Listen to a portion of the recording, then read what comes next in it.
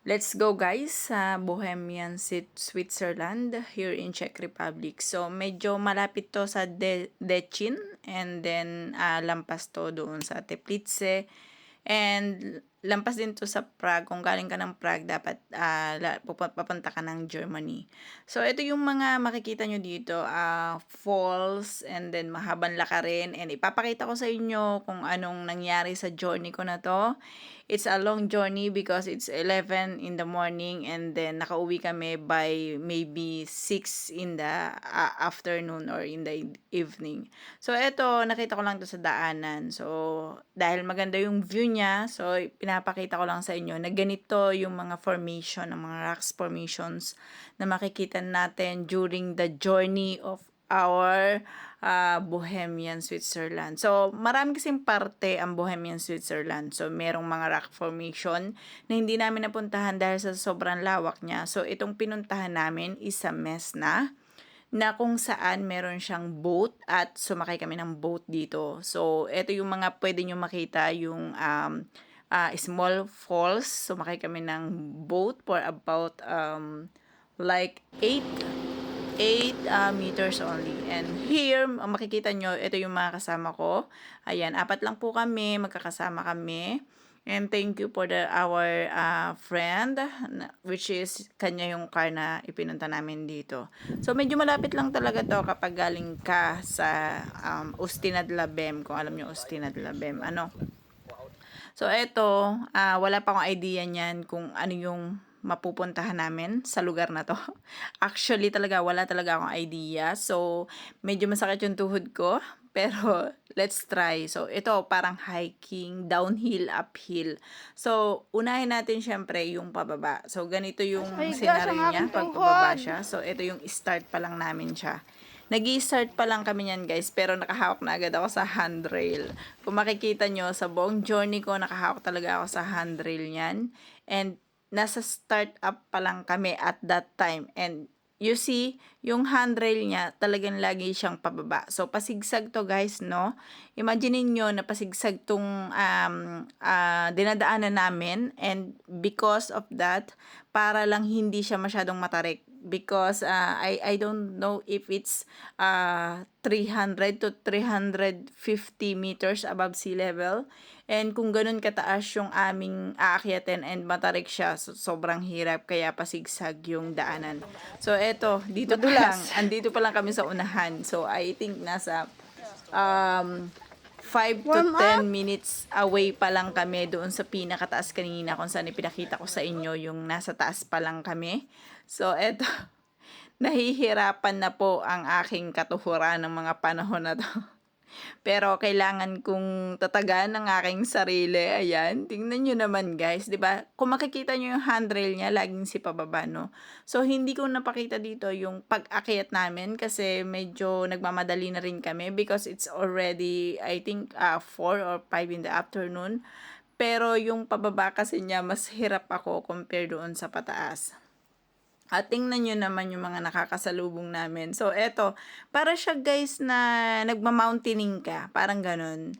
And then, ang kaibahan lang, medyo maganda yung formation niya kasi meron siyang steps. Like, meron kang handrail, ganito yung makikita mong view sa harapan mo, ganyan. Sa mga gilid mo is mga rocks. And then, forest talaga siya. And here, yan o, tingnan nyo naman yung mga rocks na makikita nyo. So, sabi ko nga dyan, tabi-tabi po, wag nyo po akong nununuin kasi hindi nyo naman ako naiintindihan, di ba? And here, syempre, medyo pagod na ako niyan. So, sa part na yan, guys, is nasa kalahati pa lang yung aking nalalakad. I think wala pa nga siya sa kalahati at that time. And eto yung mga sceneries niya na makikita nyo, yan, oh, 'di ba? Eto, guys, kapag nandito na kayo sa portion na to, yan, sa portion na yan, pag nandiyan na kayo, guys, sa makikita yung bridge na yan, kung sakali pupunta kayo dito sa Bohemian, Switzerland, Mesna to ha, Mesna, yung by boat to. So, kung sakaling pupunta kayo dyan, makikita nyo tong bridge na to. Ibig sabihin yan, guys, malapit na kayo sa katotohanan. Kasi may makikita na kayo dyan tubig. So, dahil malapit na kayo sa katotohanan, medyo patag na yan. Hindi nyo na pagdadaanan ulit yung paghihirap nyo kanina. Na as in talagang sobrang downhill siya.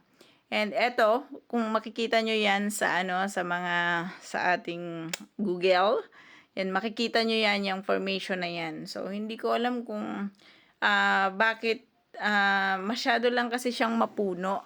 Siguro dahil sa kaka-spring pa lang namin, kaya siguro ganyan yung mga puno niya. So, sumisibol yung mga damo-damo. Pero siguro kung after ng winter kami nagpunta, baka wala pang mga puno-puno yan, wala pang mga damo-damo, kaya siguro makikita mo talaga yung rock formation niya. O, di ba? Eto na nga, oh. Lakad-lakad lang tayo dyan at nakakapagod na, pero tapos na tayo dun sa paghihirap ko. Alam niyo ba yung lakad namin, guys, is about sabi ni Frenny namin na kasama namin na German is I think nasa 4 kilometers lang ang lakad namin. Pero dahil nga zigzag and downhill siya, pababa talaga siya. Imaginein mo na nasa taas ka, bababa ka talaga with zigzag roads. So, medyo mahirap para sa mga hindi sanay sa ganong sitwasyon. And here na nga, guys, oh, di ba? Let's try to look this scenery. Tingnan nyo naman, guys. O, di ba? Ang lalaki ng mga...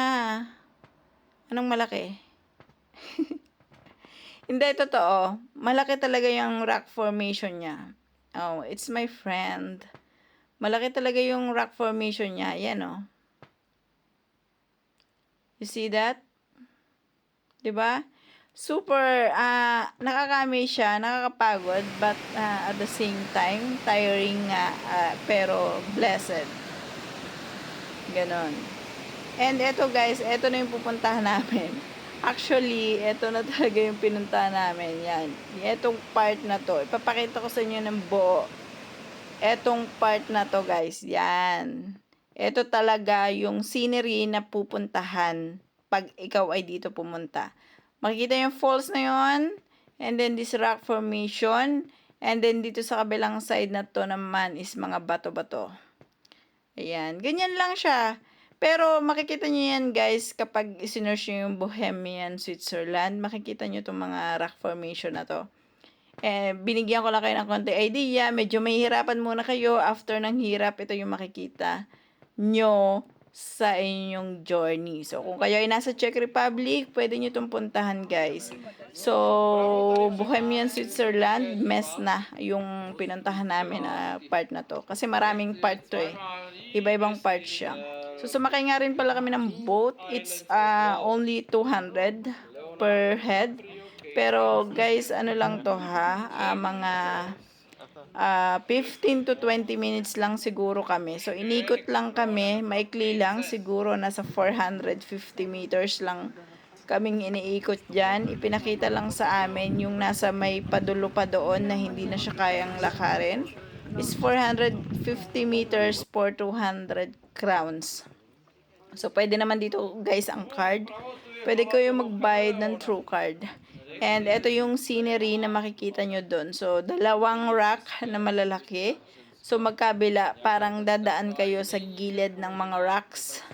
Yan, nag-explain din kasi dyan yung aming yung aming tour guide. Not tour guide, yung nagbo-boat sa amin. So, ganun lang, yun. Yun yung scene na meron dito. So, makikita nyo, I'm so tired na at that time, pero masaya naman. First time ko po na mag-hiking. First time ko na makarating sa ganyan. And